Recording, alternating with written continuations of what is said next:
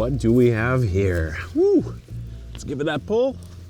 Okay, not bad. It took me a few seasons to figure out how to grow carrots well, but I finally did it. So in this video, I'm gonna show you everything you need to know to do the same. That little bit of soil just hits right. Very first thing you gotta figure out, guys, is the variety that you're gonna grow. There are so many different carrot varieties. It's actually really fun to poke through catalogs and figure out which ones are the ones for you. But as far as the actual gardening decision you have to make, there's not a whole lot of variance. It's 55 to about 70 days for these bad boys to get big enough that you can pull them out of the ground. And so the only consideration you wanna make is size. Do you want to grow something in a container or a smaller space? Maybe little finger, maybe Tonda de Parigi, or then you've got the stuff that grows really well in ground or in raised beds like Danvers, Shin Kuroda. And then you just have to say, what color do I want? Obviously orange is the classic, but you can grow a rainbow mix, you can grow the Scarlet Nantes, or you can grow one of my favorites, which is the Cosmic Purple. Any one of these that you choose will be planted at the same time in the exact same way. So let me show you how to do it, because that is where people go wrong. It's planting their carrots. Okay, let's figure out how to plant it in ground. That is the hardest way to do it. You can apply this tip to in containers or in raised beds as long as you do it right. So I'm gonna just pull a trench out, but if your ground is super tough like this is, we've been walking over it like crazy, you may just want to loosen it up just a touch, because obviously carrots are a root crop. They want to get down in that soil. So if you got some like hard clay, that's why all of the world record carrots are grown in a mixture of sand and compost, because they just need a little bit of that space to kind of spread that taproot down into the soil. So I'm just going to loosen this up a touch. Okay, I'm nice and loose in the soil now. Now I can come through with my tool and just drag a very thin furrow out. You can use the board that I've got right by my knees as well if you want to. You can do something like this. Just go kind of like that. And carrots want to be planted relatively shallow. In fact, it's about 1/4 of an inch.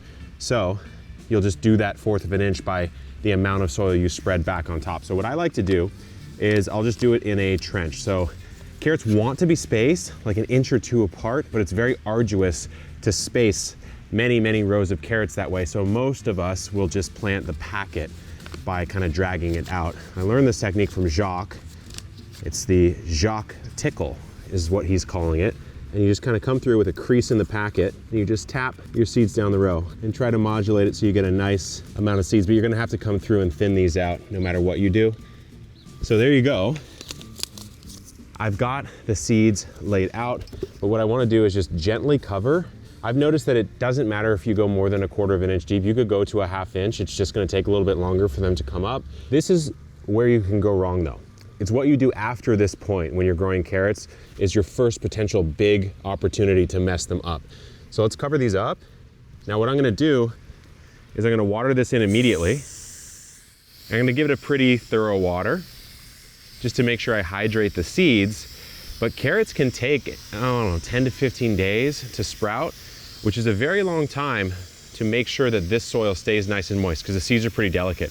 So one thing you can do, it doesn't really matter what you use, but a 2x4 board is pretty good here, is just throw this on top and kind of press it down and leave that for those 10 to 15 days.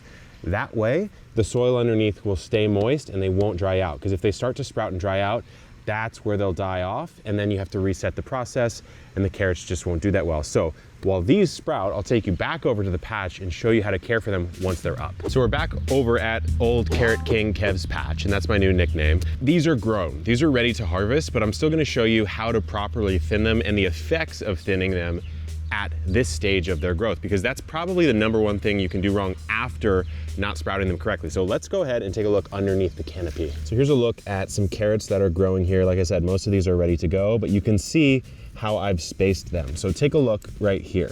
If you think about the width of a carrot, let's say a carrot's gonna grow to about 1 inch in diameter, well then you need at least 1 inch between the middle of that carrot and the middle of the other carrot right next to it. Otherwise, they're going to run into one another and compete for space. So what I did when growing these is when the tops were about 1 inch or so tall, maybe a little bit longer, 1 to 3 inches tall, I came through and I actually pulled carrots out of the ground. Those carrots obviously aren't here now. So you can see an example right over here of a carrot that you'll call maybe a little bit of a baby, failure to thrive.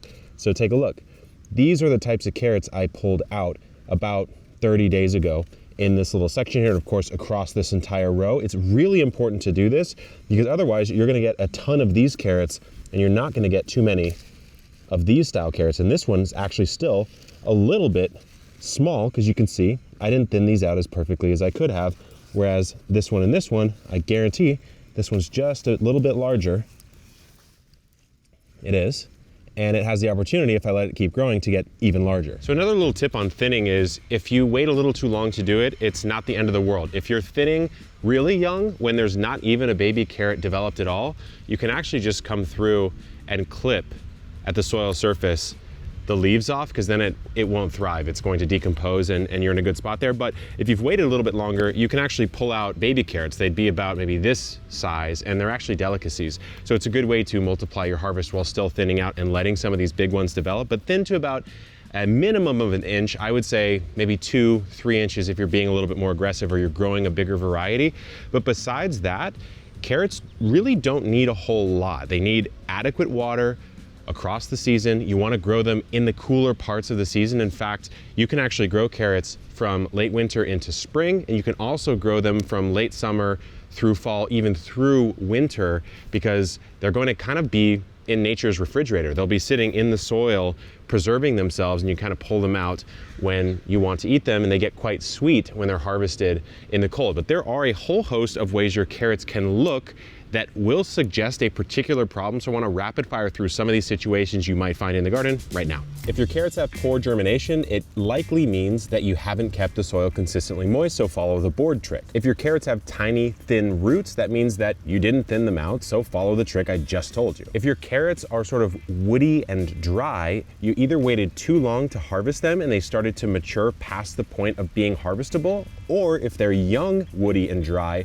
that means you gave them inconsistent water. If your carrot tops actually start to produce a flower, well then you definitely waited too long to harvest them because they're now bolting and going to seed. So you can harvest it, but it's probably gonna taste pretty bad. If your carrots don't form one large taproot and instead form a cluster of small little carrot roots, that typically means you've given it too much fertilizer, specifically nitrogen. If your carrots have short, fat roots, and it's not because you grew a variety that it's designed to produce short, fat roots, it's probably because your soil is too hard. So follow that loosening tip you saw me do when I was germinating the carrot seeds. If your carrots are forming a decent taproot but are small and stunted, it could be a mixture of things because carrots are relatively sensitive, but one common cause is too much heat. So you may want to put it under cover or grow it in a cooler portion of your season. If your carrots are super hairy, I like to call these harrots, you actually have a disease called Astor's yellows, which is a bizarre name for this disease, but it is incurable and it's caused by an insect called leafhoppers. They spread it around. So if you want to avoid it, you really have to prevent the leafhoppers from hitting your carrots in the first place. And there's a ton of info on our blog actually about how to do that. If you have thin, spindly carrots, but they're decently well developed in length, it probably just means they didn't get enough resources when they were growing. So not enough access to sunlight, water, or maybe your soil didn't have enough nutrition.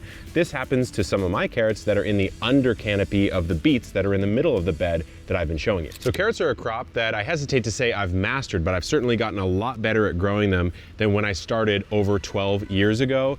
Thinning and germination, the absolute most important. Don't forget that you can actually turn your carrot tops into a beautiful carrot top pesto, but for me, I tend to throw it over to my hens. If you want a guide on growing another root crop and nailing it this season, check out our guide on potatoes right here. Good luck in the garden and keep on growing.